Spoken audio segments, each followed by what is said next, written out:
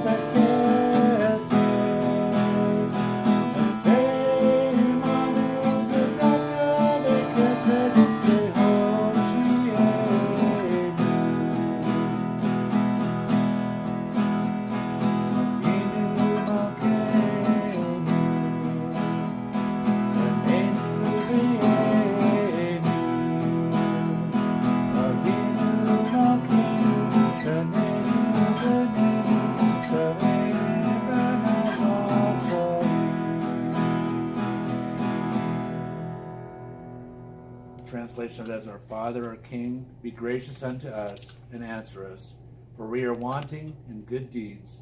Deal with us in charity and save us.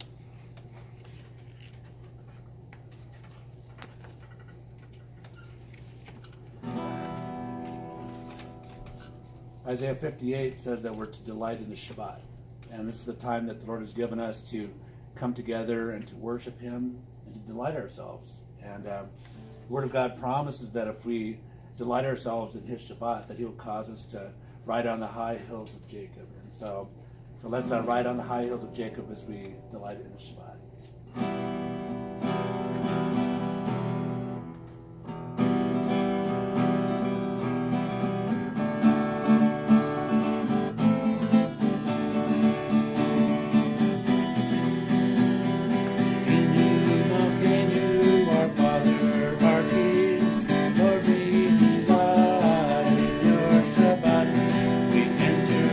Rest and your praises we sing. Lord, we delight.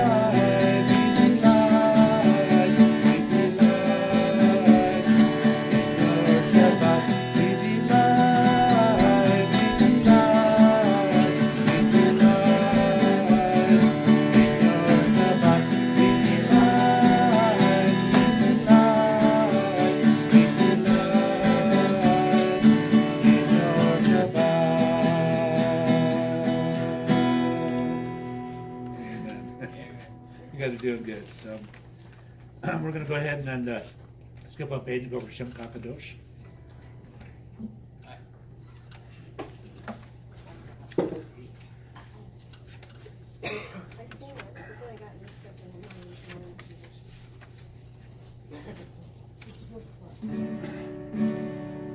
So Shem Kakadosh, it means your name is holy.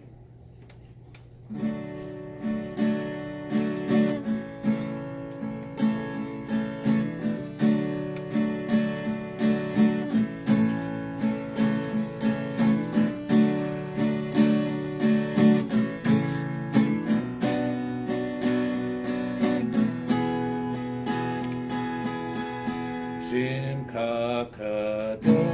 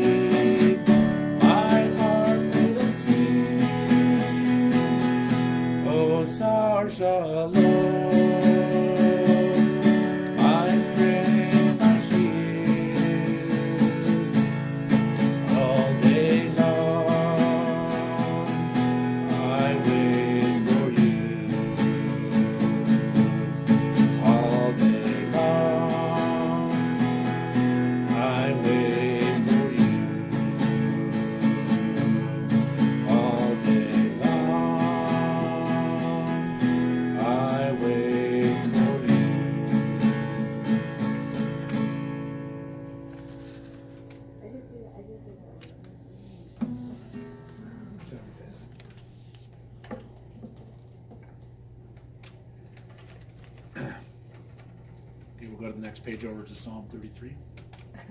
20. 23. My glasses, right? My bifocal's kind of messed up on there, so. March 23, don't do 33 yet. I don't think it'll work different. It'll come soon, so. Psalm 33, so we'll have to make a song out of that, I guess. Yeah, we'll Let's see have what to. it is, so. Here it is now. Go and do 23.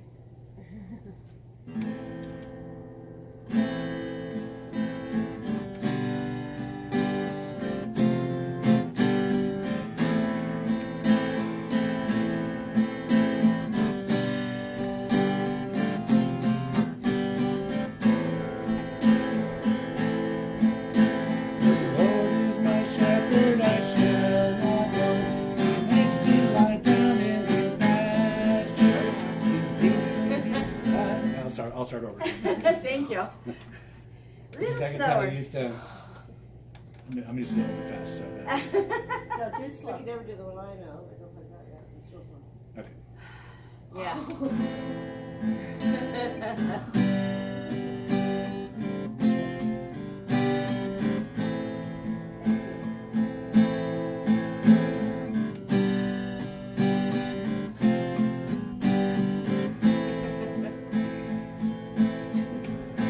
The Lord is my shepherd, I shall not want. He makes me lie down in green pastures.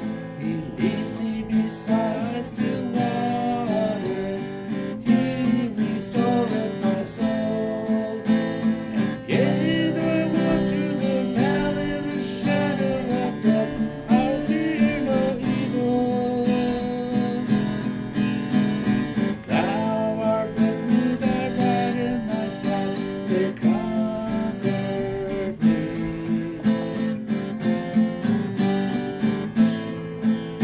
Thou preparest a table before me, in the presence of mine enemies. Thou anointest my head with oil, my cup runneth over. Surely goodness and mercy will follow me all the days of my life. I will dwell in the house of the Lord forever.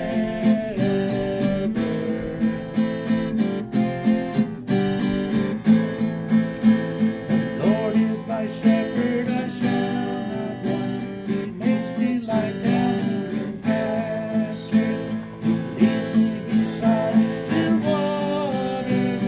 He restoreth my soul.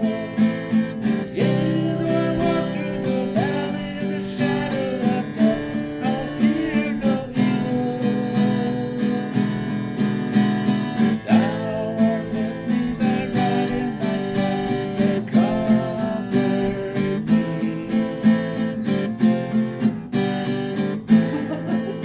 Thou preparest a table before me, in the presence of mine enemies. Thou anointest my head with oil, my cup runneth over. Surely goodness and mercy will follow me all the days of my life.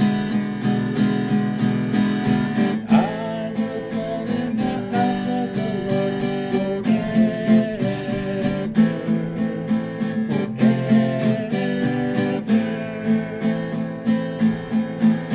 The Lord is my shepherd, I shall not want. He makes me lie down in green pastures. He leads me beside still waters. He restoreth my soul. Yea, though I walk through the valley of the shadow of death, I fear no evil. Thou art with me, thy rod and thy staff, they comfort me.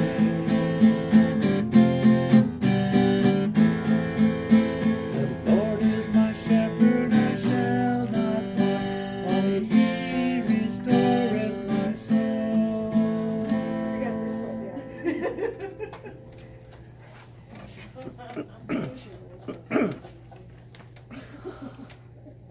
Okay, now we're going to do Kadosh very slow. Slow. Slow. Thank you.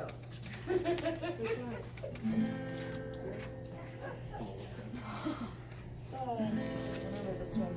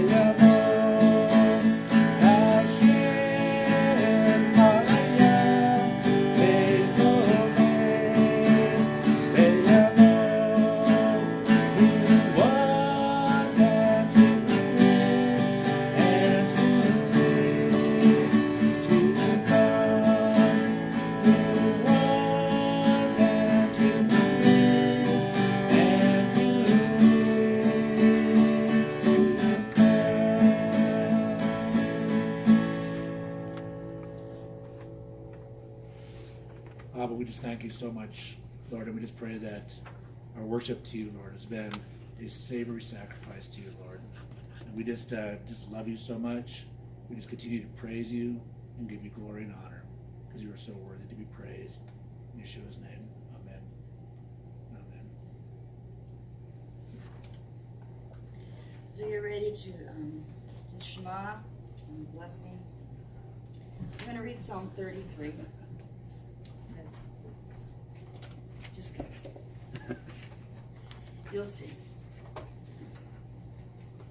Sing for joy to Adonai, you righteous. Praise is fitting for the upright. Praise Adonai with the harp. Sing praises to him with a 10-string lyre. Sing to him a new song. Play skillfully amid shouts of joy. For the word of Adonai is upright, and all his work is done in faithfulness. He loves righteousness and justice. The earth is full of the love of Adonai. By Adonai's word were the heavens made, and all of their host by the breath of his mouth. He gathers the waters of the sea together in a heap. He lays up deep waters in storehouses. Let all the earth fear Adonai. Let all the inhabitants of the world stand in awe of him. For he spoke, and it came to be. He commanded, and it stood firm. Adonai foils the purposes of the nations. He thwarts the plans of the peoples. The plan of Adonai stands forever, the purposes of his heart from generation to generation. Blessed is the nation whose God is Adonai, the people he chose for his own inheritance. Adonai looks down from heaven. He observes all of humanity. From his dwelling place he gazes on all the inhabitants of the earth. He who fashions the hearts of all, who discerns all their deeds. No king is saved by his great army. No warrior is delivered by great strength. A horse is a false hope for victory, nor can its strength save us. Behold, the eyes of Adonai are on those who fear him, waiting for his love, to deliver their souls from death, to keep them alive in famine. Our soul waits for Adonai. He is our help and our shield. Our hearts rejoice in him, because we trusted in his holy name. Let your loving kindness, Adonai, be upon us, as we have waited for you. Stand for the Shema. Some of the programs in front of you.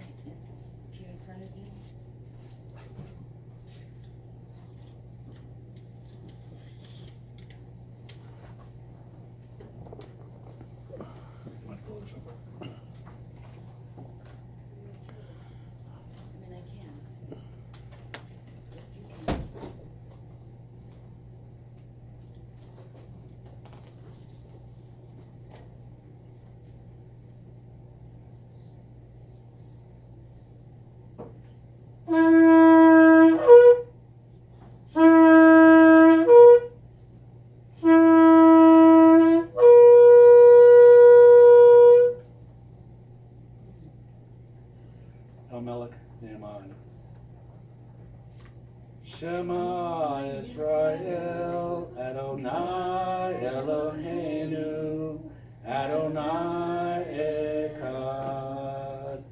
Baruch Shem Kavod, Malkuto, Leolam Va'ed. Ve'ahavta et Adonai Elohecha, Ve'kol levavecha, V'kol nafshecha, v'kol meodecha, v'hayu hadvarim ha'ele, asher enoki matzaka hayom, alevanecha, v'shinam tam levanecha v'dibarta bam, v'shivtaka v'viteka uvalektika, v'derek, Uvshofeka v'kumeka, uvshartam le'ot ayadeka, v'hadyu le'tafot b'neneka, uvtavtam al mezuzot beteka, uvisharecha, v'ahavta l'ariaka kamoka. Hear, Israel, the Lord is our God, the Lord is one. Blessed be the name of his glorious kingdom forever and ever. With your heart, and with all your soul, and with all your might. And these words that I command you today shall be in your heart, and you shall teach them diligently to your children, and you shall speak of them when you sit at home, and when you walk along the way, and when you lie down, and when you rise up. And you shall bind them as a sign on your hand, and they shall be for frontlets between your eyes. And you shall write them on the doorposts of your house and on your gates. And you shall love your neighbor as yourself.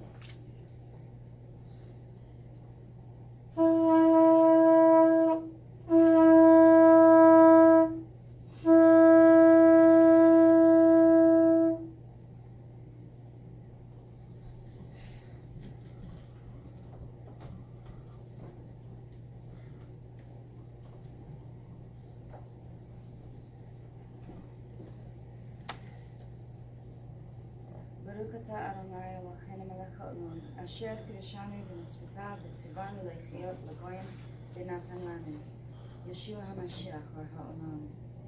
Blessed are you, Lord our God, King of the universe, who sanctified us with your commandments, and commanded us to be a light unto the nations, and has given us Yeshua, the Messiah, the light of the world.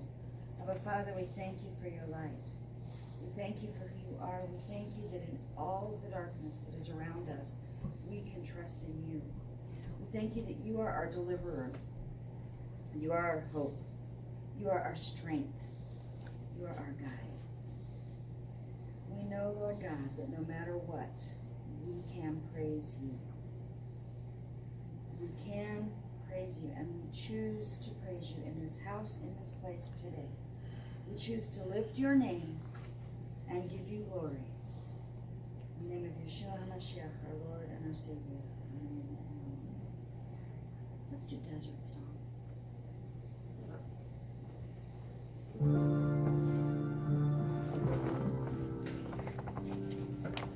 Wrong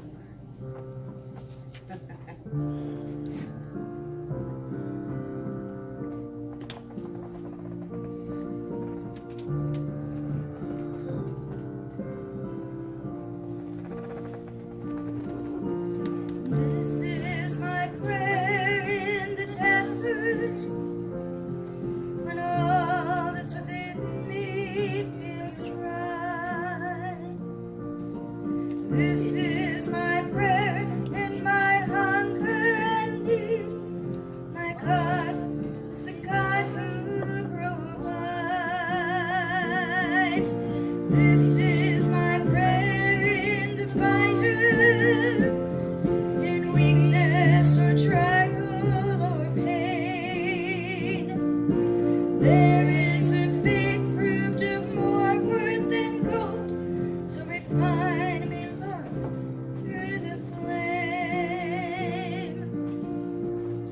And I will bring praise, I will bring praise. No weapon formed against me shall remain. I will rejoice, I will declare, God is my victory and he is here. I will bring praise, I will bring praise. No weapon formed against me shall remain.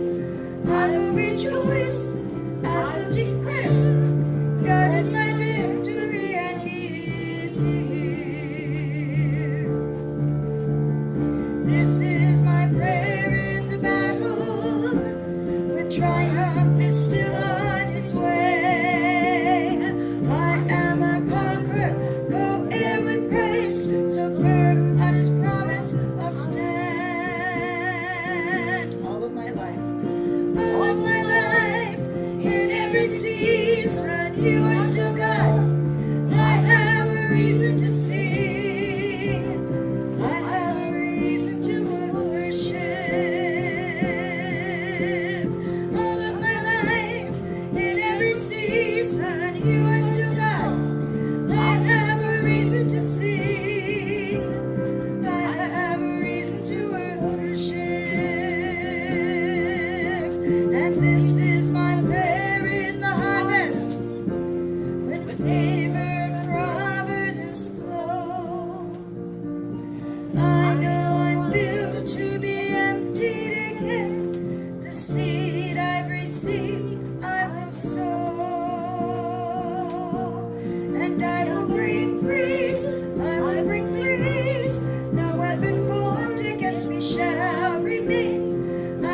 rejoice.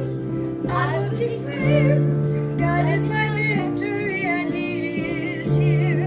I will bring praise, I will bring praise. No weapon formed against me shall remain. I will rejoice, I will declare, God is my victory and He is here. All of my life. All of my life, in every season, you are still God, and I have a reason to sing. I have a reason to worship. All of my life, in every season, you are still God. I have a reason to sing. I have a reason to worship. All of my life. All of my life, in every season, you are still God. I have a reason to sing, and I have a reason to worship, and I will bring praise, and I will bring praise, I will bring praise. No weapon formed against me shall remain. I will rejoice, I will declare, God is my victory and He is here. I will bring praise, I will bring praise. No weapon formed against me shall remain. I will rejoice, I will declare, God is my victory and He is here.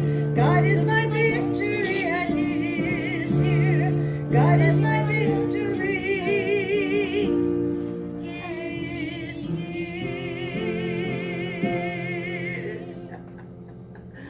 But we thank you for you are here, you are in this place, you are with us.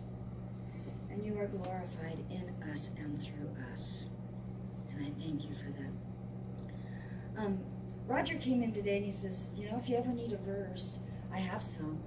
So Roger, I would like you to share one of your passages that you've memorized and you've been working on. Whichever one the Holy Spirit tells you to. And we're glad you're back. Thank you.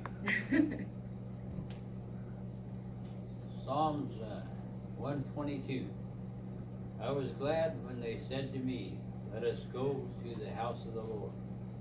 Our feet are standing within your gates, O Jerusalem. Jerusalem that is built like a city that is compact together, to which the tribes go up, even the tribes of the Lord, an ordinance for Israel, to give thanks to the name of the Lord. For there thrones were set for judgment, the thrones of the house of David. Pray for the peace of Jerusalem. May those prosper who love you. May peace be within your walls and prosperity within your palaces. For the sake of my brothers and my friends, I will now say, may peace be within you. For the sake of the house of the Lord our God, I will seek your good. Still hodule Adonai.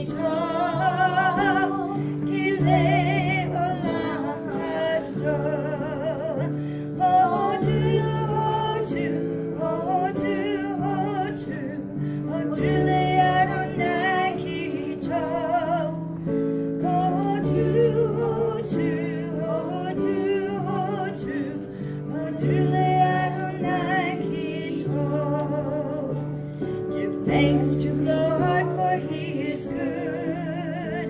His love will forever endure. Give thanks to Lord, for He is good. His love will forever endure. Give thanks, give thanks, give thanks, give thanks, and His love will forever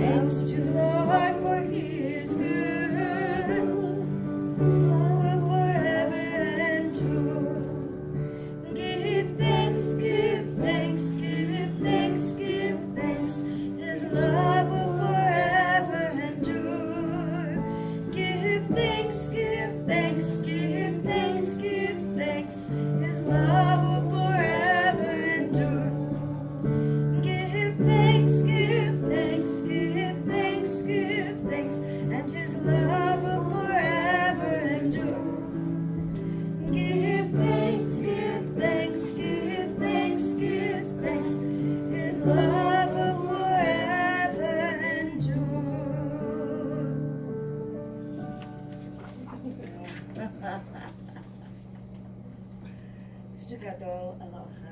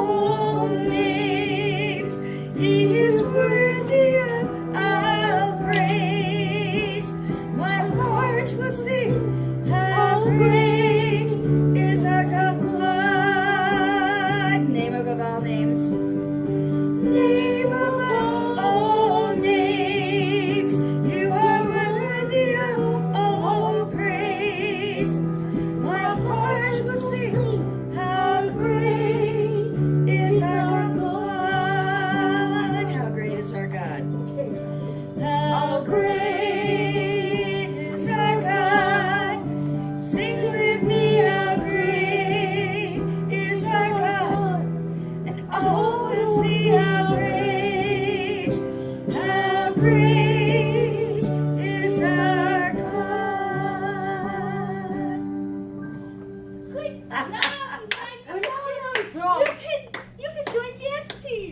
Yes. To practice that. We need a. You share this side so we can watch you, or you should in the middle. No, she started too fast. See around. Big God. Well, here's the reality of all of that. You all just showed that you can follow very, very, Very well. And that's phenomenal. And that's great. And if you want to start learning some of the dances, 2 o'clock on Thursday, Yes. 2 o'clock on Thursday, and Janie will teach us some of them. Okay? Huh? 2 o'clock? 2 o'clock. 2 o'clock.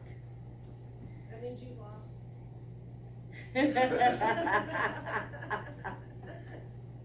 And the more of us that know them, the more others will be able to join us when it's time or when they're ready.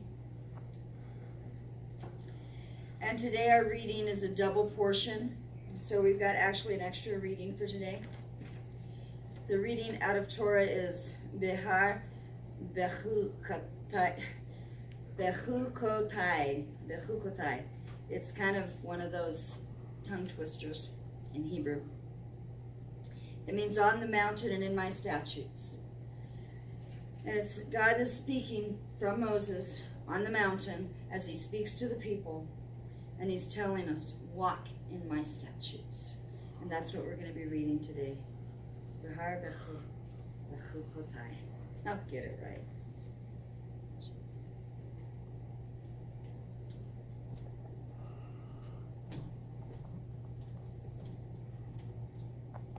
I'm going to be using the yellow cigars that are in the pews there. And we're going to do the blessing before the reading of the Torah. Bless the Lord. Page 30. And if you could stand with me, if you're able.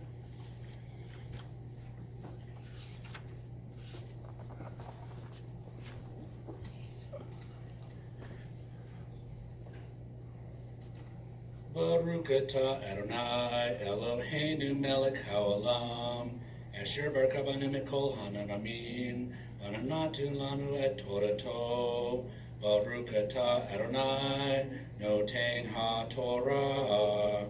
Amen. Blessed are you, Lord our God, King of the universe, who has chosen us from among all the peoples and given us his Torah. Blessed are you, Lord, giver of the Torah. Our first reading will be in Vayikra, Leviticus chapter 25, verses 1 through 38. Yamod, Shirley daughter of Abraham, la Torah. Come forward, Shirley daughter of Abraham, to the Torah.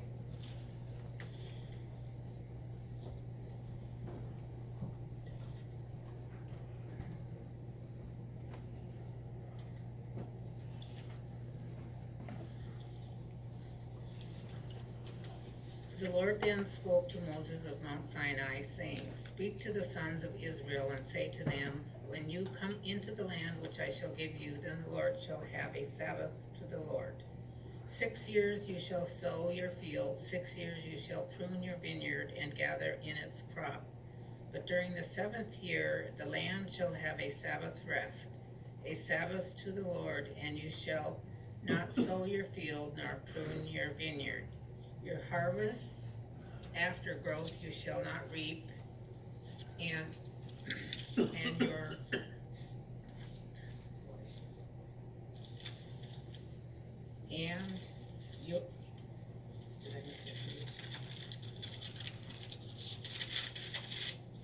and your grapes of untrimmed vines you shall not gather, and the land shall have a sabbatical year. All of you shall have the Sabbath products of the land for food. Yourself and your male and your female slaves and your hired man and your foreign resident, those who live as aliens with you. Even your cattle and the animals that are in your land shall have all its crops to eat. You are also to count off 7 Sabbaths of years for yourself, 7 times 7, so that you have the time of the 7 Sabbaths of years, namely 49 years.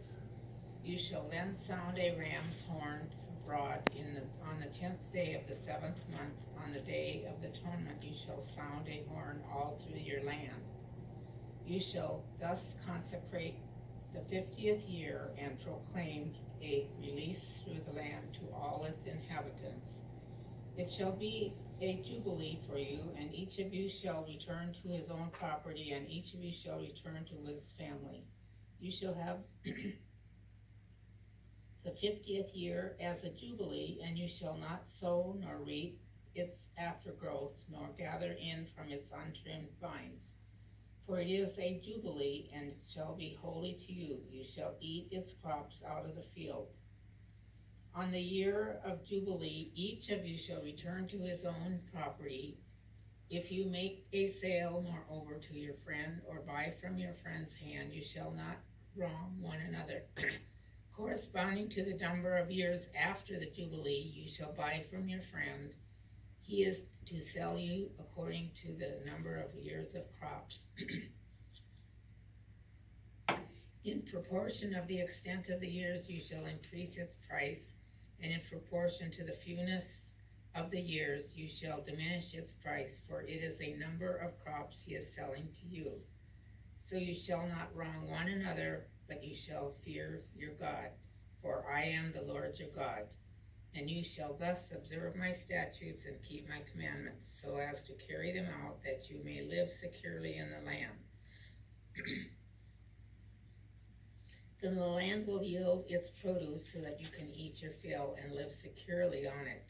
But if you say, what are you going to eat on the 7th year, if we do not sow or gather in our crops? Excuse me. Then I shall so order my blessing for you in the 6th year, that it will bring forth a crop for 3 years. When you are sowing the 8th year, you shall eat old things from the crop, eating the old until the 9th year, when its crop comes in. The land, moreover, shall not be sold permanently, for the land is mine, and for you are but aliens and sojourners with me. Thus, for every piece of your property you are to provide for the redemption of the land. If a fellow countryman of yours becomes so poor he has to sell part of his property, then his nearest kinsman is to come and buy back when his relative has sold. Or in case of a man has no kinsman, but so recovers his means as to find sufficient for its redemption, then he shall calculate the years since it is its sale, and refund the balance to the man to whom he sold it, and so return to his property. But if he has not found sufficient means to get it back for himself, then what he has sold shall remain in the hands of the purchaser until the year of Jubilee. But at the Jubilee it shall revert, and he may return it to his property. Likewise, if a man sells a dwelling house in a walled city, then his redemption rate remains valid until a full year from its sale. His right of the redemption lasts a full year. But if it is not bought back for him within the space of a full year, then the house that is in the walled city passes permanently to its purchaser throughout his generations. It does not revert in the Jubilee. The houses of the village, however, have no surrounding walls, shall be considered as open fields. They have redemption rights and revert in the Jubilee. As for cities of the Levites, and the Levites have a permanent right of redemption for the houses of the cities which are their possession. What, therefore, belongs to the Levites may be redeemed, and a house sale in the city of this possession reverts in the Jubilee. For the houses of the cities of the Levites are their possessions among the sons of Israel, but pasture fields of their cities shall not be sold, for that is their perpetual possession. Now, in the case of a countryman of yours becomes poor, and his means with regard to you falter, then you are to sustain him, like a stranger or a sojourner, that he may live with you. Do not take usurious interest from him, for revere your God, that your countrymen may live with you. You shall not give him your silver at interest, nor your food for gain. I am the Lord your God, who brought you out of the land of Egypt to give you the land of Canaan and to be your God.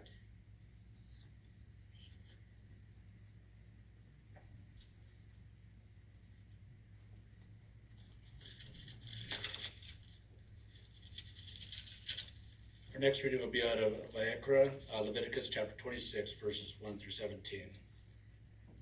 Yamod, Roger ben Abraham la Torah. Come forward, Roger, son of Abraham, to the Torah.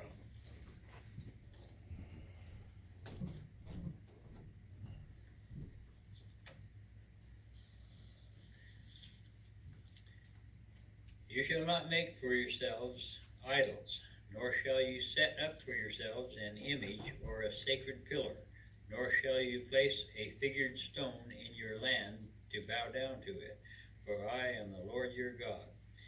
You shall keep my Sabbaths and reverence my sanctuary. I am the Lord.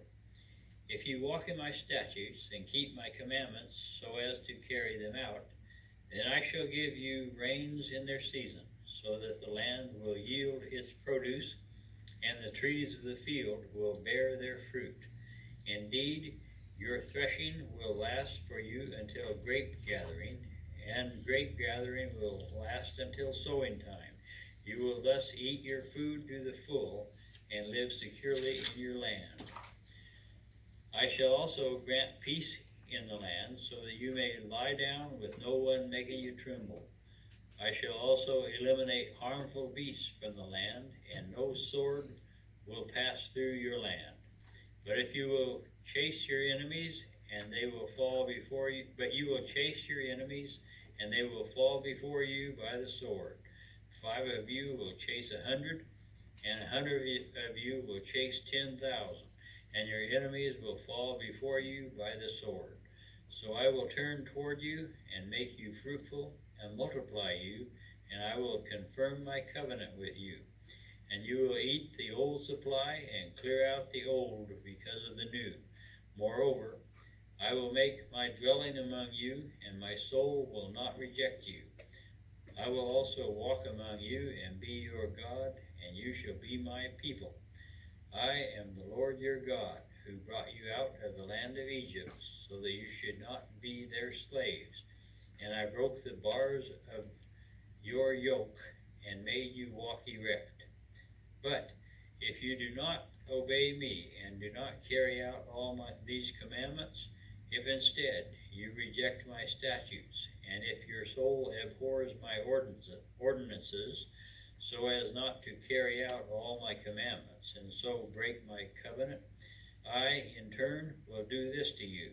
I will appoint over you a sudden terror, consumption, and fever that shall waste away the eyes and cause the soul to pine away. Also, you shall sow your seed uselessly, for your enemies shall eat it up. And I will set my face against you, so that you shall be struck down before your enemies, and those who hate you shall rule over you, and you shall flee when no one is pursuing you.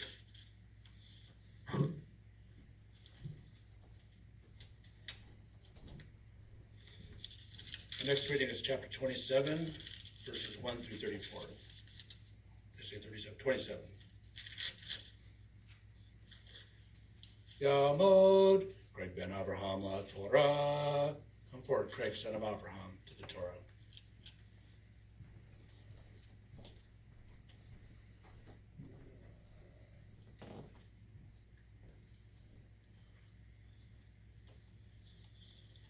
Again, the Lord spoke to Moses, saying, Speak to the sons of Israel and say to them, When a man makes a difficult vow, he shall be valued according to your valuation of persons belonging to the Lord. If your valuation is of the male from 20 years even to 60 years old, then your valuation shall be 50 shekels of silver, after the shekel of the sanctuary.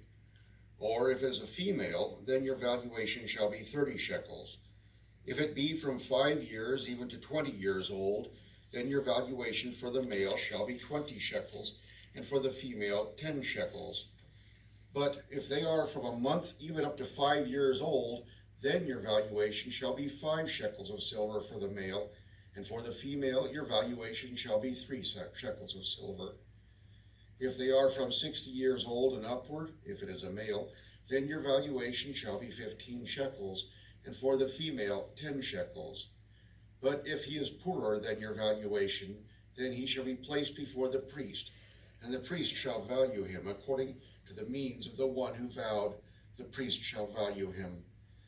Now, if it is an animal of the kind which men can present as an offering to the Lord, any such that one gives to the Lord shall be holy.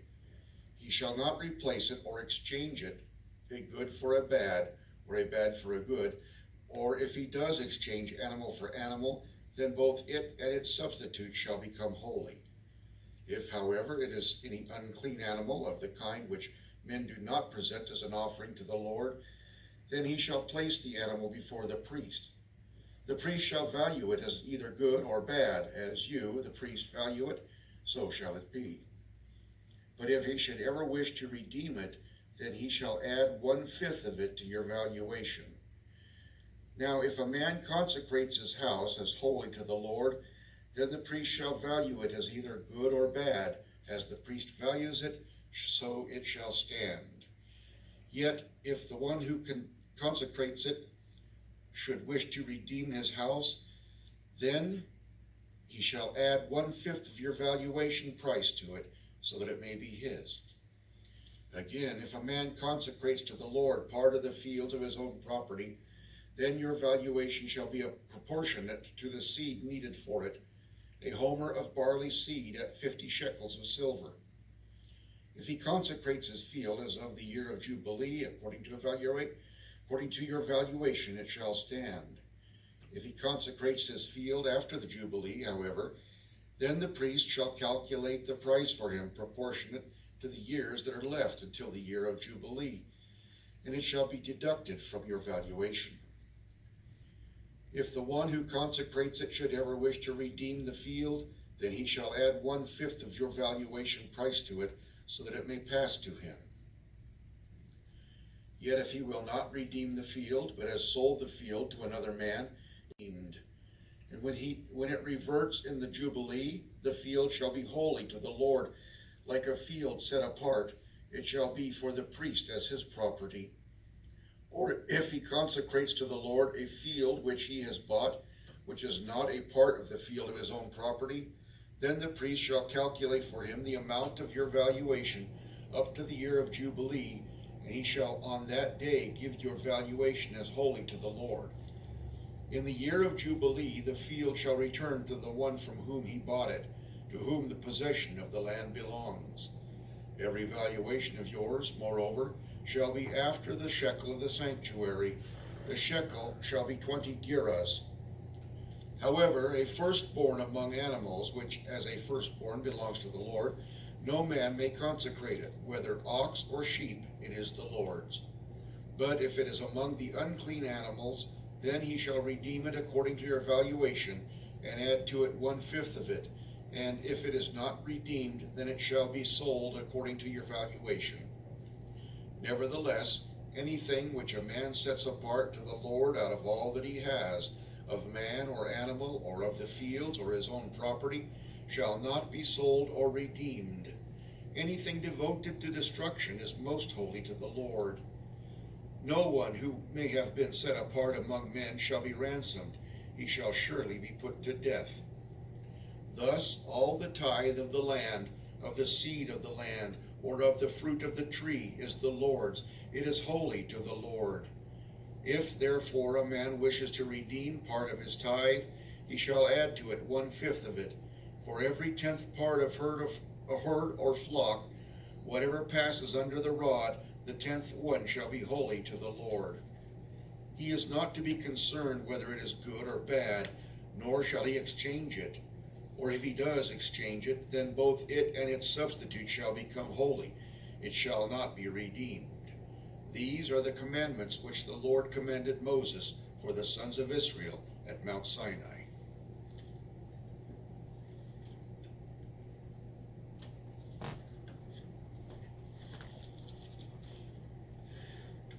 Please stand with me as we bless the Lord after the reading of the Torah.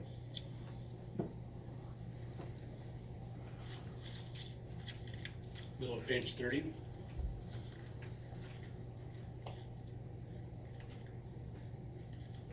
And we're reading the transliteration from right to left.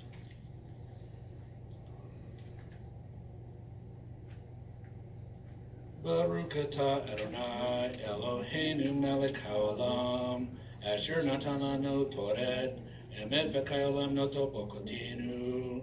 Baruch atah Adonai noten ha-Torah. Amen.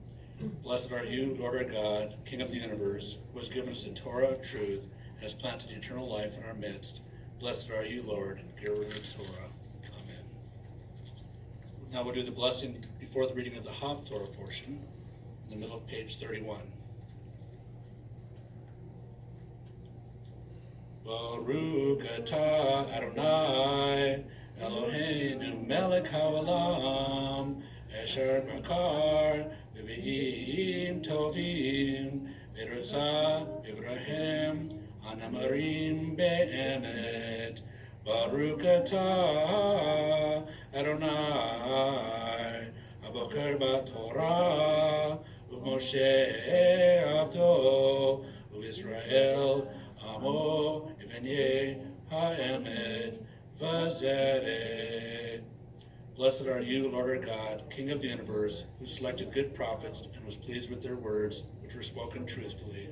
Blessed are you, Lord, who chooses the Torah, your servant Moses, your people Israel, and prophets of truth and righteousness. Your next portion is Jeremiah, chapter 16, verses 19 through 17, 18. Yamo, Janie, Bar Abraham, La Torah. Come forward, Janie, daughter of Abraham, to the Torah.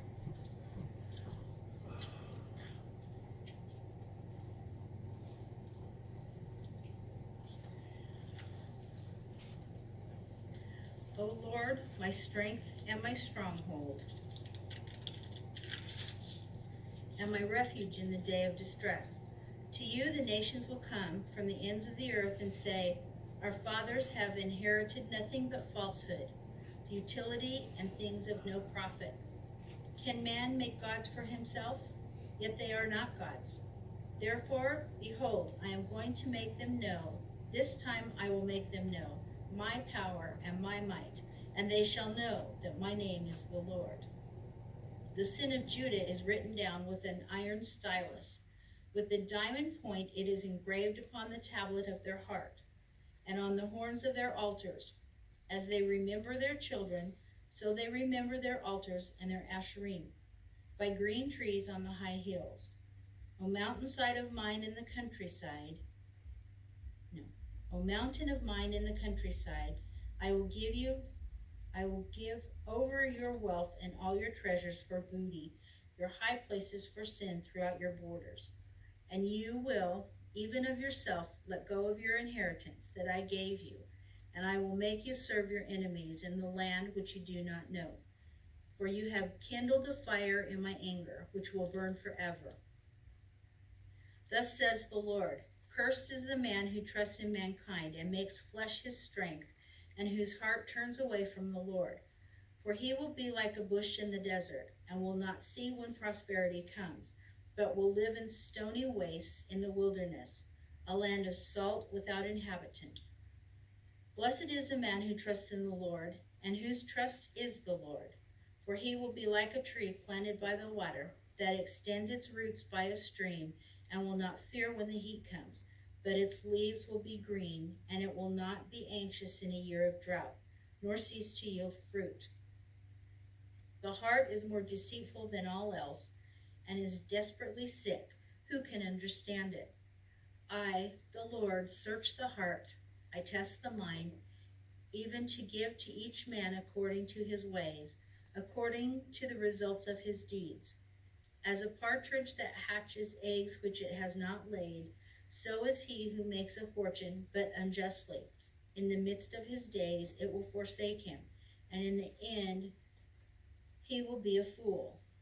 A glorious throne on high from the beginning is the place of our sanctuary. O Lord, the hope of Israel, all who forsake you will be put to shame. Those who turn away on earth will be written down, because they have forsaken the fountain of living water, even the Lord. Heal me, O Lord, and I will be healed. Save me, and I will be saved, for you are my praise. Look, they keep saying to me, where is the word of the Lord? Let it come now. But as for me, I have not hurried away from being a shepherd after you, nor have I longed for the woeful day. You yourself know that the utterance of my lips was in your presence. Do not be a terror to me. You are my refuge in the day of disaster. Let those who persecute me be put to shame, but as for me, let me not be put to shame. Let them be dismayed, but let me not be dismayed. Bring on them a day of disaster, and crush them with twofold destruction.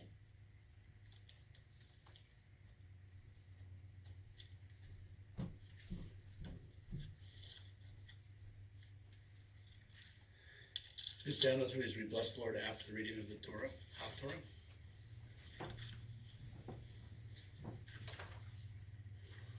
Top of page 32.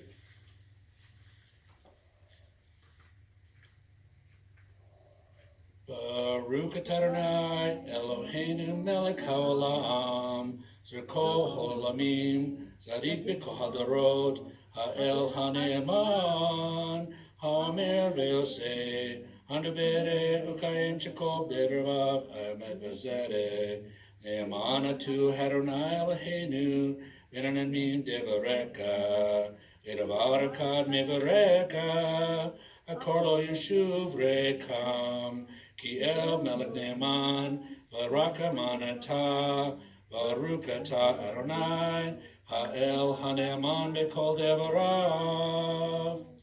Blessed are you, Lord our God, King of the universe, Rock of all eternities, faithful in all generations, the trustworthy God, who says and does, who speaks and makes it come to pass, all of whose words are true and righteous. Faithful are you, Lord our God, and faithful are your words. For not one word of yours is turned back unfulfilled. For you are a faithful and compassionate God and King. Blessed are you, Lord, the God who is faithful in all his words. Please stand with me. Could you stand with me as we do the blessing of the Lord before the reading of the Brit Hadashah?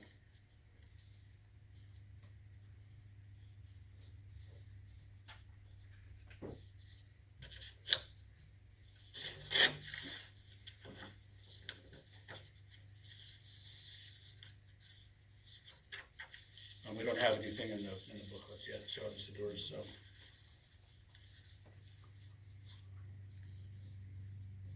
Baruch atah Adonai Eloheinu melech haolam asher tana lanu Mashiach Yeshua v'had berot shel habaret kadashah.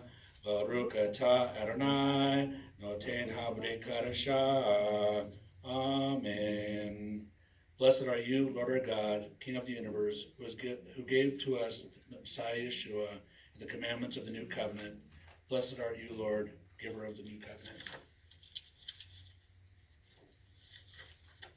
The next portion is in Luke chapter 4, verses 14 through 22.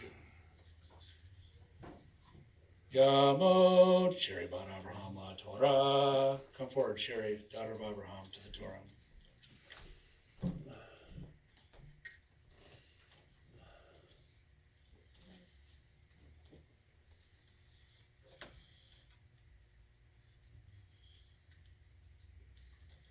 And Yeshua returned to Galilee in the power of the Spirit, and news about him spread through all the surrounding district.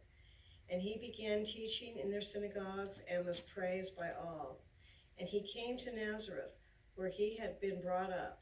And as he was his custom, he entered the synagogue on the Sabbath and stood up to read.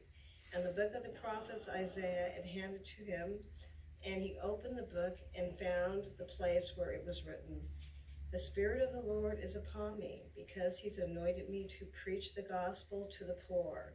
He has sent me to proclaim release to the captives and recovery of sight to the blind, to set free those who are oppressed, to proclaim favorable year of the Lord." And he closed the book, gave it back to the attendant, and sat down. and the eyes of all the synagogue were fixed on him. And he began to say to them, "Today the scripture has been fulfilled in your hearing." And all were speaking well of him and wondering at the gracious words which were falling from his lips. And they were saying, "Is this not Joseph's son?"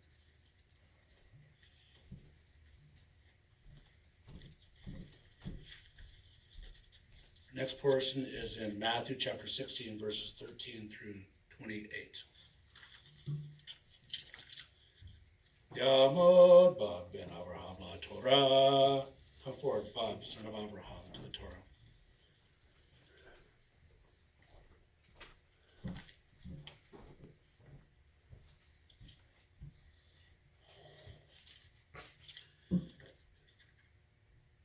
Now, when Jesus came to the district of Caesarea Philippi, he was asking his disciples, "Who do people say that the Son of Man is?" And they said, "Some say John the Baptist, and others Elijah, but still others Jeremiah or one of the prophets." He said to them, "But who do you say that I am?" Simon Peter answered, "You are the Christ, the Son of the living God." And Jesus said unto him, "Blessed are you, Simon Bar-Jonah, because flesh and blood did not reveal this to you, but my Father who is in heaven. I also say to you that you are Peter, and upon this rock I will build my church, and the gates of Hades will not overpower it. I will give you the key of the kingdom of heaven, and whatever you bind on earth shall have been bound in heaven, and whatever you loose on earth shall have been loosed in heaven." Then he warned the disciples that they should tell no one that he was the Christ. From that time, Jesus began to show his disciples that he must go to Jerusalem and suffer many things from the elders and the chief priests and scribes, and be killed and be raised up on the third day. Peter took him aside and began to rebuke him, saying, "God forbid it, Lord. This shall never happen to you." But he turned and said to Peter, "Get behind me, Satan. You are a stumbling block to me, for you are not setting your mind on God's interests, but man's."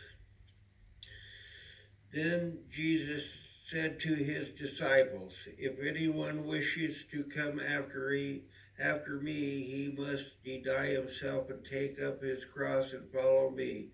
But whoever wishes to save his life will lose it. But whoever loses his life for my sake will find it. But what will it profit a man if he gains the whole world and forfeits his soul? Or what will a man give in exchange for his soul? For the Son of Man is going to come in glory of his Father with his angels, and will then repay every man according to his deeds. Truly I say to you, there are some of these who are standing here who will not taste death until they see the Son of Man coming in his kingdom."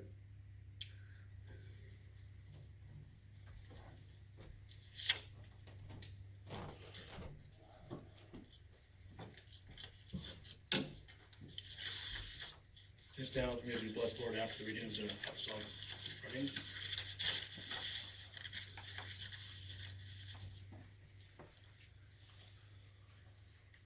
Baruch atah Adonai Eloheinu melech haolam, asher natan lanu hadevar ha'emet, v'ka'em olem nota botokenu. Baruch atah Adonai noten habrik harasha. Amen. Blessed are you, Lord our God, King of the universe, who has given us the word of truth and planted everlasting life in our midst. Blessed are you, Lord, giver of the new covenant. Let's do Adonai.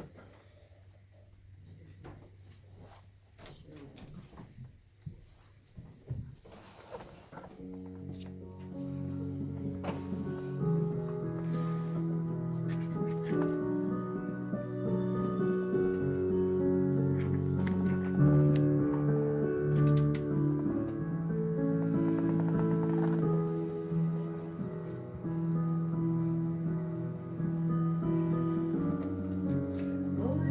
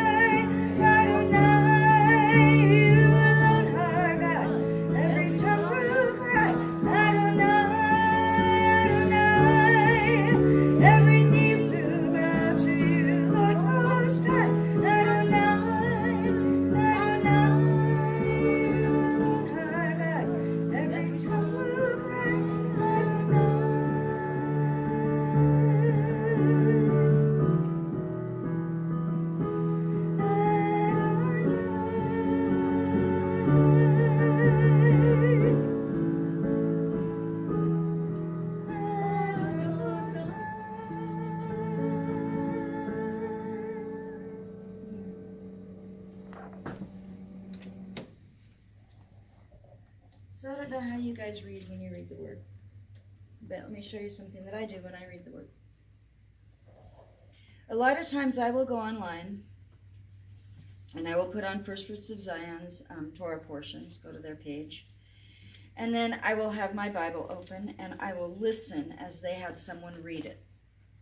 Because honestly, it was meant to be read out loud. It was meant to be heard. Okay? So unless you're hearing it, you're not really reading it. Now, that sounds kind of funny.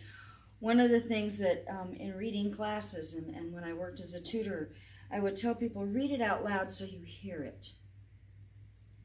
Because it's when we hear it that we understand things differently. If we just read it silently and we're not hearing it in our heads, and we're just looking at the letters, we're not necessarily going to understand it. So if you want to understand it, read it out loud or hear someone else read it. And as that's going on, as they're reading, I have a little notebook or a notepad or something. And I'm writing notes. Things that I think of as I hear it. Sometimes I even pause it so that I can finish my question or my thought or whatever. Or if I'm listening to it and I hear something else, another passage, I'll pause it so that I can go look at that passage too, because you know the whole word works together, right? It's the whole counsel of Scripture, which is part of why I like to always add verses to the beginning and the end sometimes, you know. Some of the readings we did today, I stretched a little bit so that we would see what came before it. Because sometimes if we don't know what comes before it, we don't understand it. So today, as you were reading, I wrote notes. Okay? Did I have other stuff? Kinda, yeah, but that's okay. It's some of the questions I had from reading it before this week, because I did read it once through this week, and honestly, I've had one of those weeks where I didn't want to do anything. Have you ever had a week like that? Where you just kind of want to walk away from it. You don't want to do anything. You don't want to be a part of anything. You just kind of want to hide somewhere. Well, I've had a few of those recently, and they're not fun. Not good for me. And they're not good for this. But sometimes the Lord really shows me things even in that, because you know what? He doesn't waste any of our moments. He won't waste it if we will bring it to him. And he showed me some things in the reading. Some of it I had seen earlier, and some of it just was fresh this morning, which is good. And one of the first things he showed me is, you know, a lot of times we are people who want this book and only this book. Okay? That's good in some ways. But in some ways it's not always good. Why? Because we didn't live in that generation. We don't live the kind of life they live. And so the way we interpret something may be a little different than it would have meant applied to them in that day, in that age, in that situation. And sometimes we read things and we don't understand it in the whole context. And so we come to false conclusions. And sometimes the best of us, even those filled with the Spirit of God, can still reach a wrong conclusion because we're trusting our spirit as much as we trust God's Spirit. And sometimes we don't always hear the difference or know the difference. I knew someone once that told me that at the end of every month, after they'd paid their bills and all of that stuff, if there was any money left over in their checking account, they would zero it out, because God says we're not supposed to worry about tomorrow. So they would zero it out and they would give it away, which meant that going into the next month, they always started with zero, and whatever God provided that month was the provision for that month. Okay, well, that's a great idea, and he got it from some passages he'd read in the apostolic writings, but if you read all of it, you'll find that's not a right conclusion as to how we're supposed to do our business. How do I know that? Well, because it says here in the Torah, Leviticus 25, and I'm going to go right to verse 22. The 8th year you will sow seed, but you will still eat the stored produce until the 9th year. That is, until the produce of the 8th year comes in, you will still eat the old stored food. So if you zero it out at the beginning of every month or every year, you're not going to have anything stored for that year when you have to start planting again. See, if you take in the whole counsel, all of it, he says, when you enter the land, this is how you're to treat my land. It's his land, first of all. That's why he gives all these instructions. The land belongs to God. We get to work the land. It's ours, yes. It's ours and our descendants to work. But in terms of in the land of Israel, the land belonged to God, and it was his to proportion to the people. And that's exactly what he did. And it says when you enter the land is going to have a Shabbat too. Just like I'm telling you to honor the Shabbat, because actually that's kind of the end of the prior portions, is about all of these things and honoring the Shabbat. And someone who doesn't honor the Shabbat, there's a place of honoring the Shabbat and having that 7th day, having that 7th time set apart for him. And he says even the land is going to get a Sabbath. Even the land. It's my land, I want you to give it a Shabbat. Okay? And you're not to harvest what grows by itself from the seeds left by your previous harvest in that 7th year. So those of us who've done some planting, I'm not a big farmer, I'm not a big planter, I don't have a green thumb. In fact, sometimes I think it's black because, I've killed air ferns before, guys, sorry. Plants are not my friends necessarily. Part of it is that, whatever, people are given different gifts, right? My gift is not planting. But I do know this. There have been times that I've planted flowers in an area. And I did this in a house that I owned a long time ago. I planted snapdragons. Now, how many of you know that snapdragons are you have to replant them every year, right? You're supposed to have to replant them they don't reseed themselves supposedly. However, I found out that sometimes they do. Because I planted them one year and I really liked them. They were really cute, but the next year I didn't have time to go get the stuff. I didn't go out and I didn't work it, and I turn around and a couple weeks in, when I would have planted them, here's some snapdragons growing up. They came back from the prior year. Some of you helped me last year in this season as we were cleaning out the property that Craig and I own over on Mount Whitney Street, getting ready for someone else to come in. And there was that great big garden that our prior tenant had. And there were plants that had come back, weren't there? Some of them, they just grew back. We didn't plant them. She had planted them. She'd been harvesting them for a couple of years, and they had grown back even though no one was there to water them, no one was there to take care of them. They grew back. You see, he says that after 6 years, in that 7th year, you are not to work the ground. Let it rest. You're not to harvest, verse 5, what grows by itself from the seeds left by your previous harvests. So there's something going to grow back, right? But you're not supposed to harvest it. But then in verse 6 it says, but what the land produces during the year of Shabbat will be food for all of you.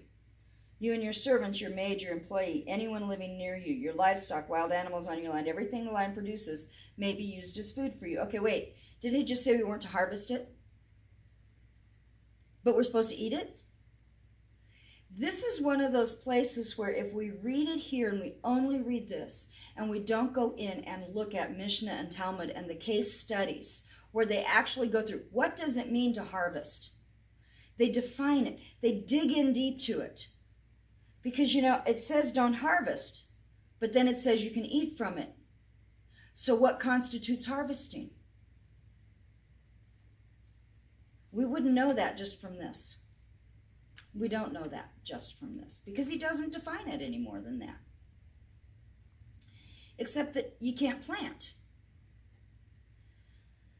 And this is one of those places where we have to look at the sages and what they have taught. We have to look at what others have concluded because we don't have all of it. What is a harvest and what isn't? Well, we know a couple of aspects of it. One, You're not going to go out as a team, okay, with your baskets and gather it all at the same time. That's a harvest. Have you ever been part of harvesting any fruit? I know Craig worked harvesting strawberries one year when he was a kid, right? Teenager, not a kid. We used to harvest our trees in our backyard, and we would all go out with the baskets, and Dad would shake the tree and we'd pick up whatever, and then we'd start and you would literally clean it all off of the tree all at the same time. But if you're hungry, it's almost time for dinner, and you want food for your table and you want some fresh fruit, walk out to the tree and pick a couple and put them on your table. That's not harvesting. That's kind of the way they have defined harvesting or not harvesting in the land. That it's there to provide your food. But it's just as much there for the stranger to harvest as it is for you. So if someone walks by your field in the 7th year and they're hungry, they don't need permission to take fruit from your tree. They just go take it because it's there for them to eat. But you cannot take more than for one meal. That's kind of the way the Talmud has worked it out too. And there's a lot of discussion in Talmudic sources, back and forth. One says this, and they don't all agree, by the way. But they go through all of this stuff. It's kind of like studying case law in our country. We have a constitution, right? We have a constitution that says we have a right to free speech. Case law determines what is free speech and what is not free speech. Okay? And so, yes, we have a right to free speech, but there's limitations on your right to free speech by case law. You do not have the right to incite a riot with your speech. Case law says that doesn't apply. That's not free speech. That's inciting a riot. That's beyond that. So see, there's case law, and there's our Bill of Rights that we stand by, but there's also ways it's applied. And that's kind of what the Torah and the Talmud are. The Torah is the Word of God. It's our Constitution. It's there. How it's applied in different cases and in different ways sometimes is determined by the case law, sometimes by case, individual cases being brought. We get the general principle, though. And we understand this principle that God says he is going to, in the 6th year, provide food for that 7th year, plus what grows. Plus what grows, naturally. And when it's a Yovel year, which is, every 7th Sabbath year, because there's 7 Sabbaths, and then there's Yovel, 50, right? There's 40. It's kind of like the counting to Shavuot, right? And that's what it aligns to. There are 7 weeks of Sabbaths leading up to Shavuot. And that 50th day, that's Pentecost. And God provides. And in the Yovel year, the year of Jubilee, God has said that he will have provided enough, that you have enough for your Sabbath year, you have enough for the Jubilee year, and you have stored enough to get through the whole next year, because you can't harvest that year because you're still planting. It's new planting. You can harvest some, but until you reap the harvest, what are you going to eat?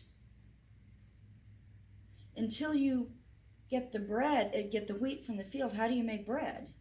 But you will have bread because he will have provided wheat from the years past. That means sometimes we need to put stuff aside for the future. He talks in here about the selling of land, and it's really not a sale, because in the 50th year it goes back to your inheritance. It's yours. It's an inheritance. You can't sell your inheritance away from your children in Torah. It reverts back to the family it was given to. You value the land. based on how many years are left to the Yovel. So you don't 3 years prior to the Sabbath year prior to the Yovel sell it for the same price you would sell it to 2 years after the year of Yovel, because they're only going to get to use it for 3 years. So it's not worth what it would have been worth 25 years before that. Does that make sense? And there's this valuing and there's this weighing back and forth. What's this worth? What's this worth? What's this worth? And we actually come to this place where it's, what are you worth? There was another note that I had written here. In verse 35, I'm going to just read it. If a member of your people has become poor so that you can't support him, he can't support himself among you, you are to assist him as you would a foreigner or a temporary resident, so he can continue living with you. Wait a minute. As you would a foreigner? Is that kind of like love your neighbor as you love yourself? You have to take care of yourself before you can love your neighbor, right? There's a degree to which that's true. Well, there's a degree here that says we're supposed to be taking care of the foreigner and the temporary resident. Because the way we take care of them is how we're supposed to take care of our own if they become poor. We don't always see that part, do we? We're taking care of people. All people. See, God has given us all people. And he says, if you live by my regulations, verse 3 of 26, observe my mitzvot, obey them, then I will provide the rain you need in its season, and the land will yield its produce, and the trees in the field will yield their fruit. We're watching water wars get ready to go here again. I think third time around since I've lived here that we're getting ready to have wars over who gets the water,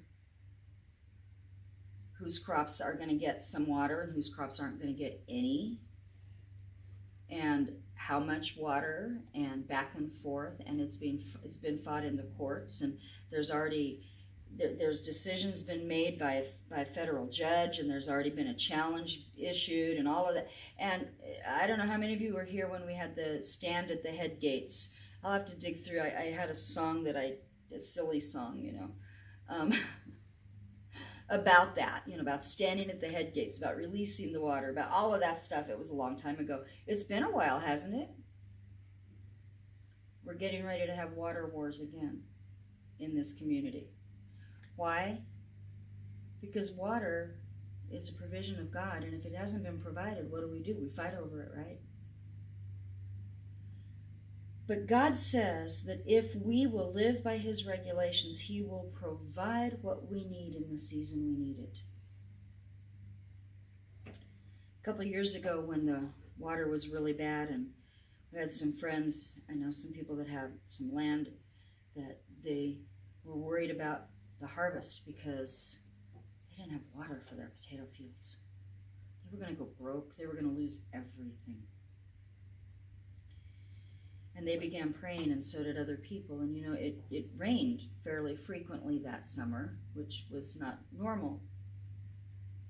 And at the end of the summer, they went out and they harvested their potato, and they had as good of a harvest of potatoes that year as they had had the year before when they had had access to the water. God provided for them. God says, if you'll honor me, I will provide for you. Rain is a sign of God's blessing. A lack of rain is a sign of his curse. And how do we be blessed? By obeying him. Is it that hard?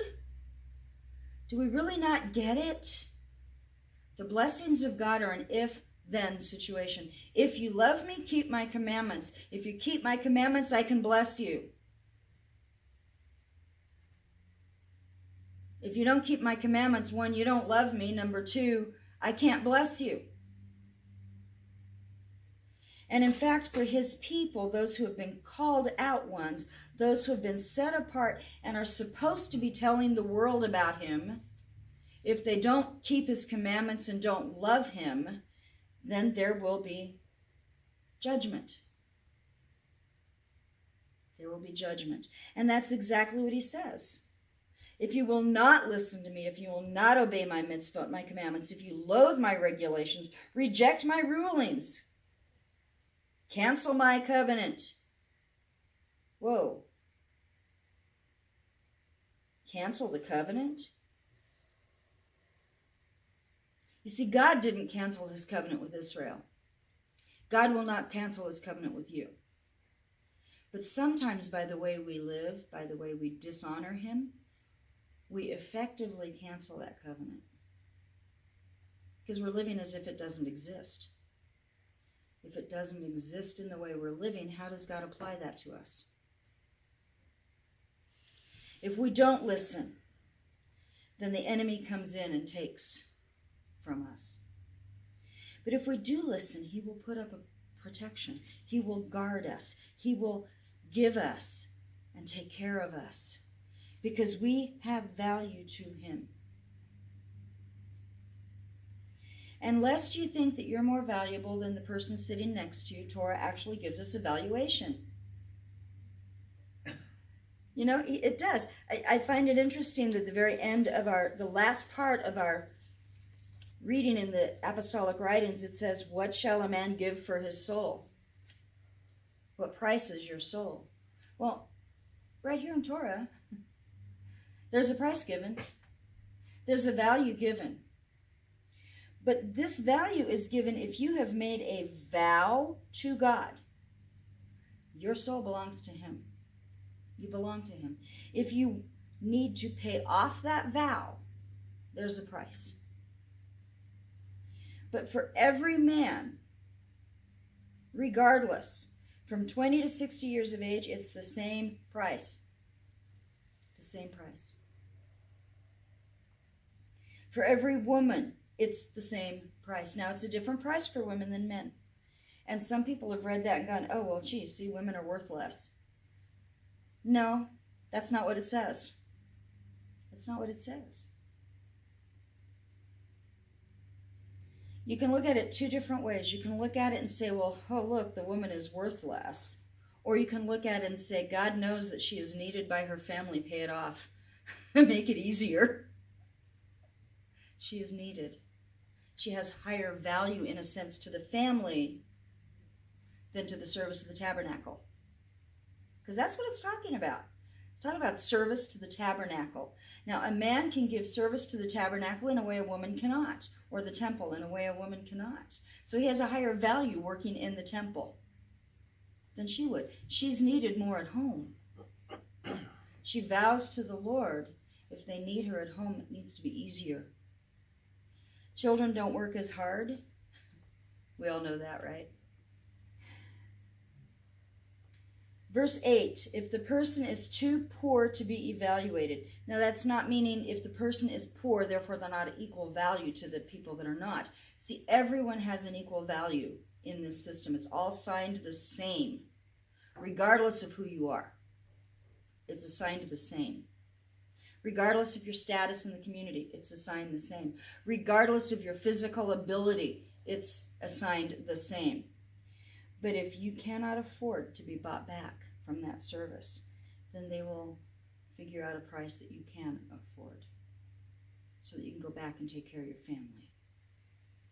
You can go do what you're supposed to do. Does that mean we don't vow to the Lord? No, that's not what it says. It's not what I'm saying. There's seasons and there's times to serve the Lord with everything you have and nothing else. And you don't do other things.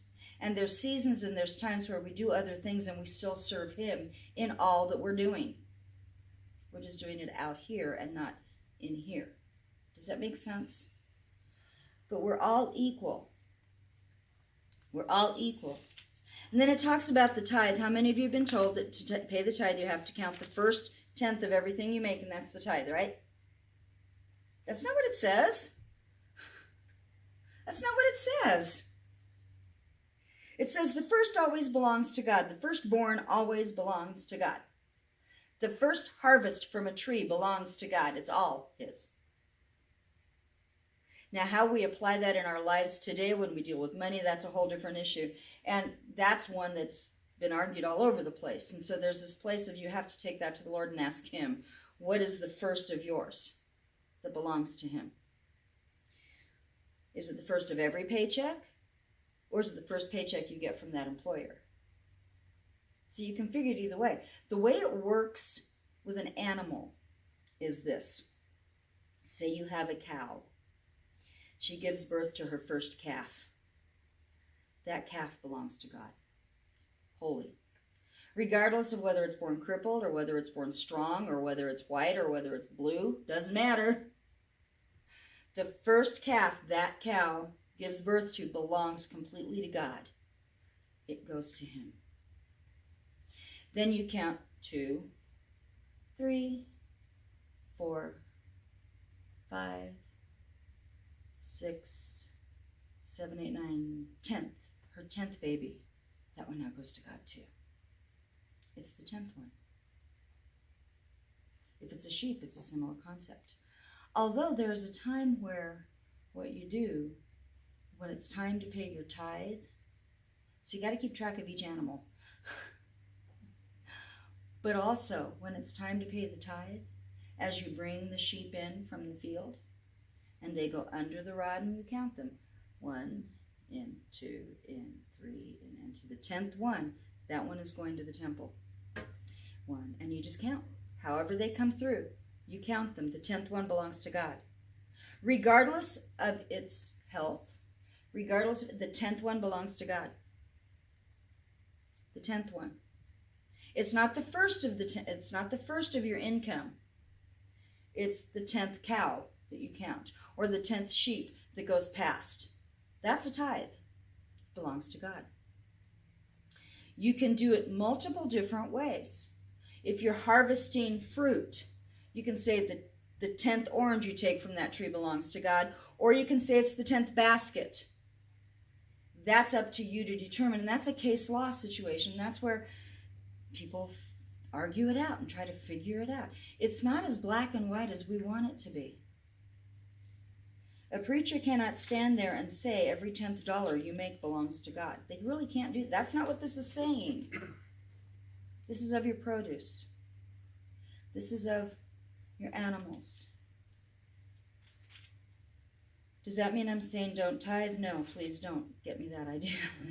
That's not what I'm saying. But what I'm saying is take it to the Lord and ask him to show you how you're supposed to do it.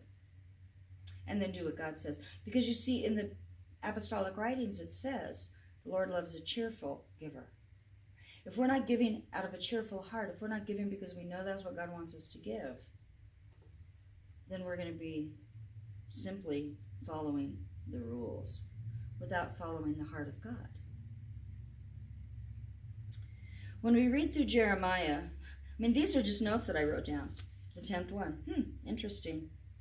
Equal. We're all equal before God, but we all have value to him.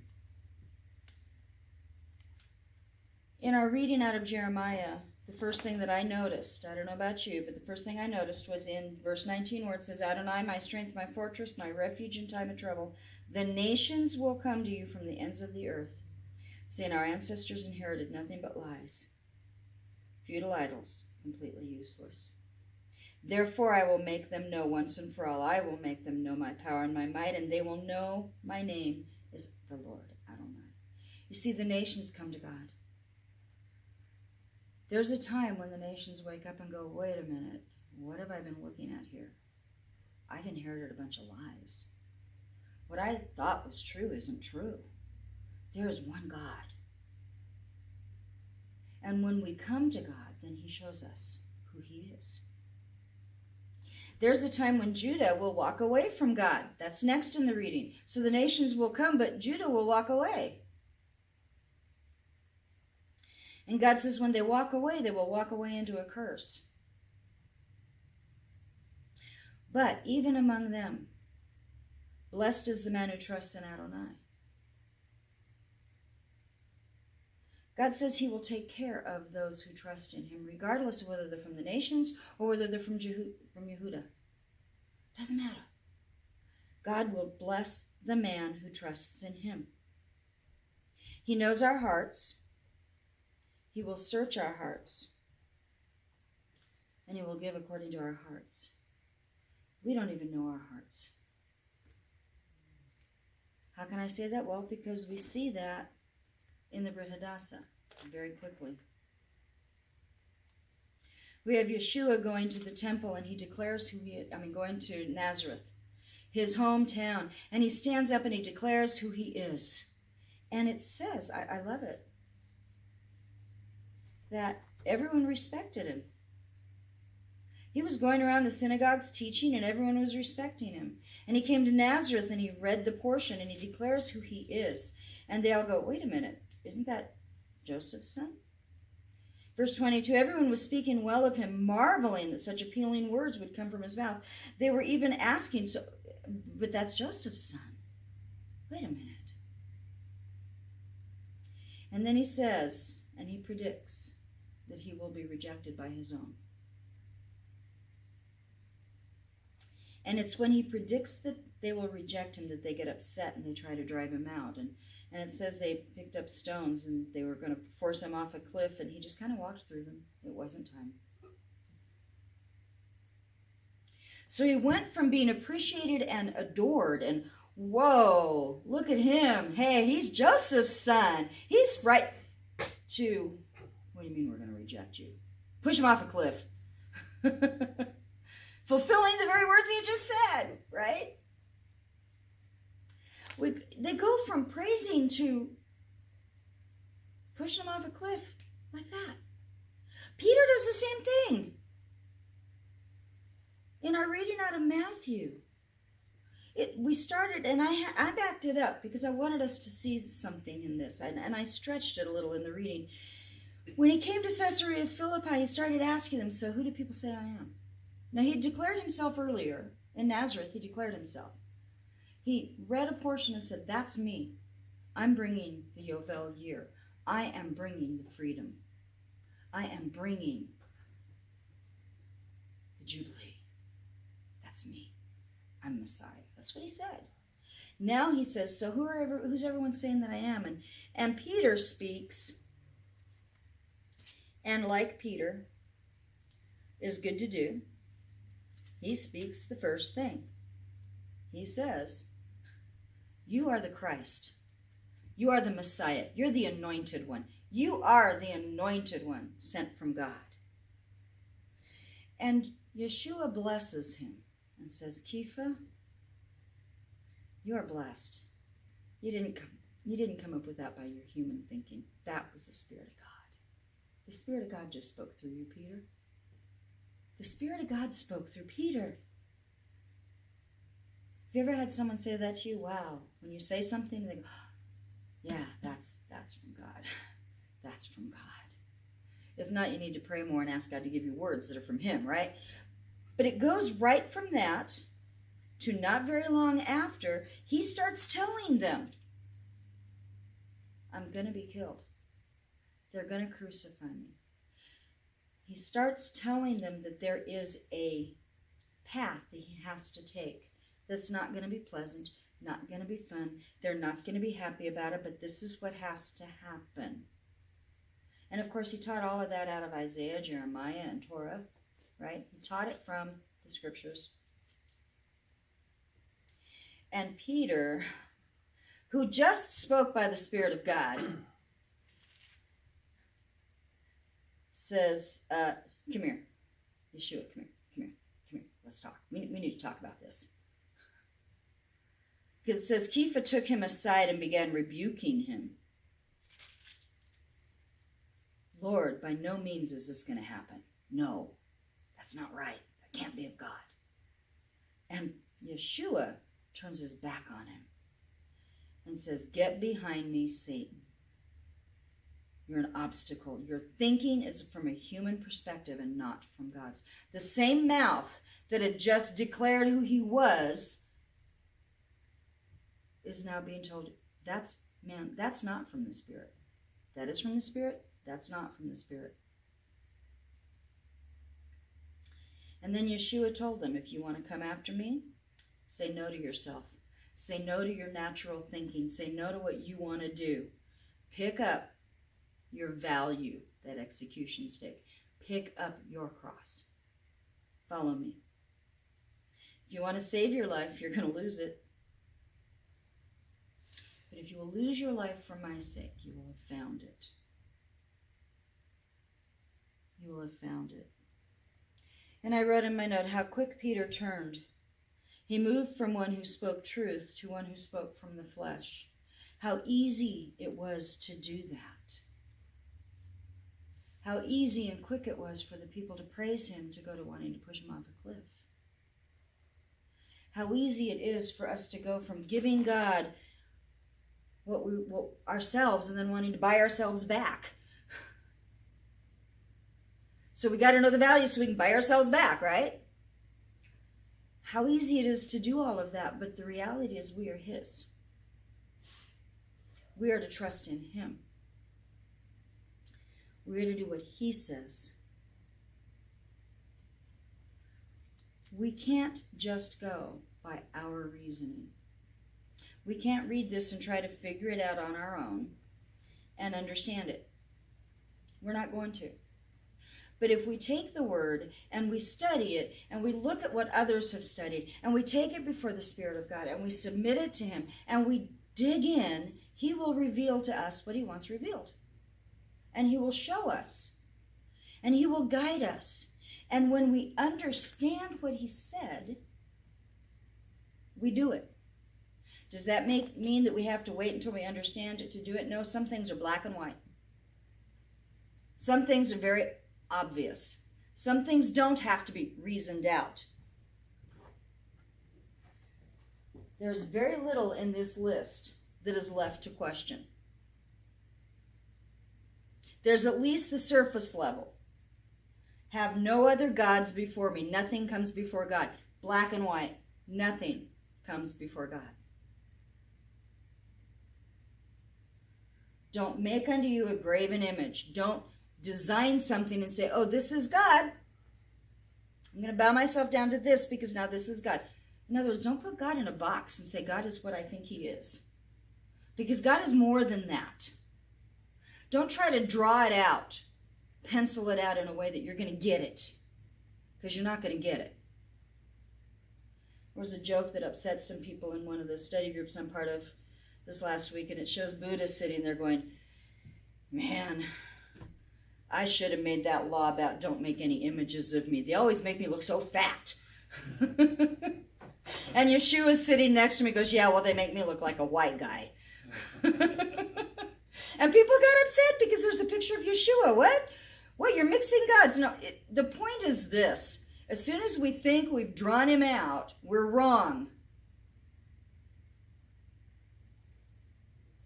We're wrong. Don't worship any graven image. Don't draw anything out and say that's God and it's only God and he won't ever be different than that, than the way I think I understand him today, because you know what, he may change it. He grows. Don't take the name of the Lord thy God in vain. Now there's a couple ways to use that. Don't use his name in a common way is one way to take it. Another way to take it is very simple. If you carry the name of the Lord on you, it better make a difference in you. Because if it doesn't, you're carrying his name in vain. Remember the Sabbath day. Honor your father. Some of these are so black and white it's not funny. And if you don't have one of these for your yard or your house, we have plenty in the back. Take them. Take one. Put it up. Let the world know what you honor. They're free to be taken. If you love me, keep my commandments. Is it that hard? Do we not keep it because we don't understand it all the way yet? Or do we keep the part we understand as best we understand it and then study it out for the more? See, some of it is black and white.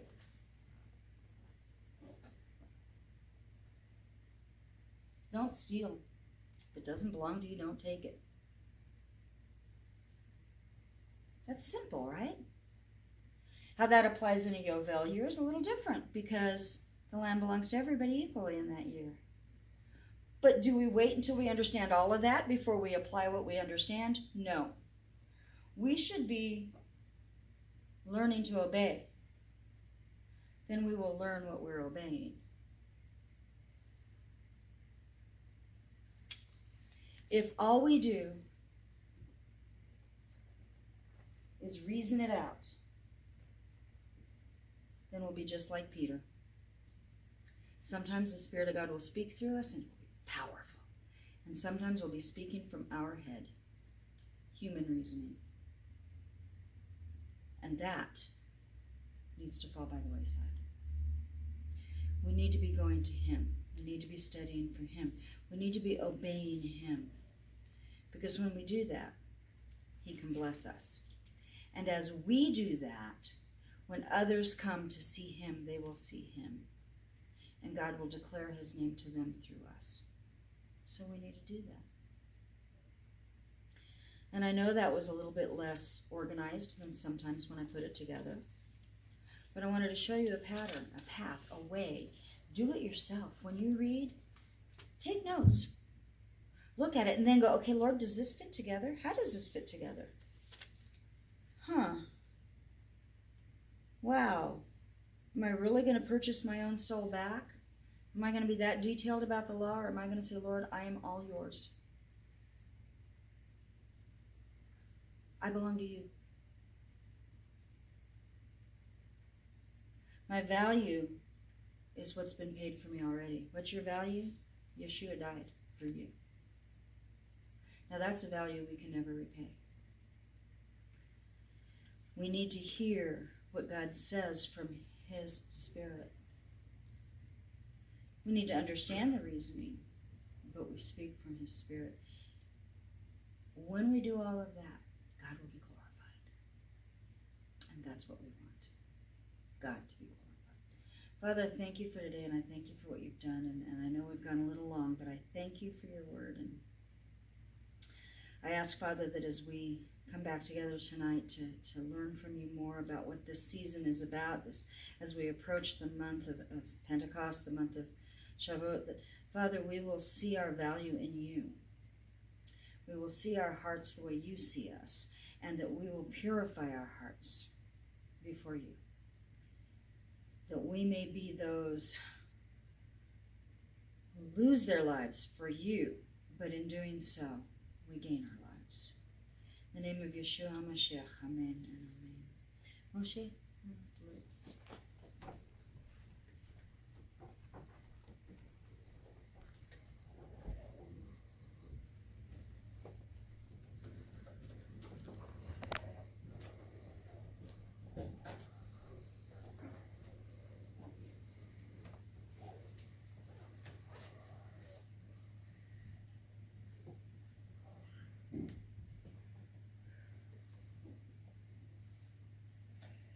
Yivareka Yahweh v'yishmareka, Ya'er Yahweh panav eleka v'kuneka, Yisa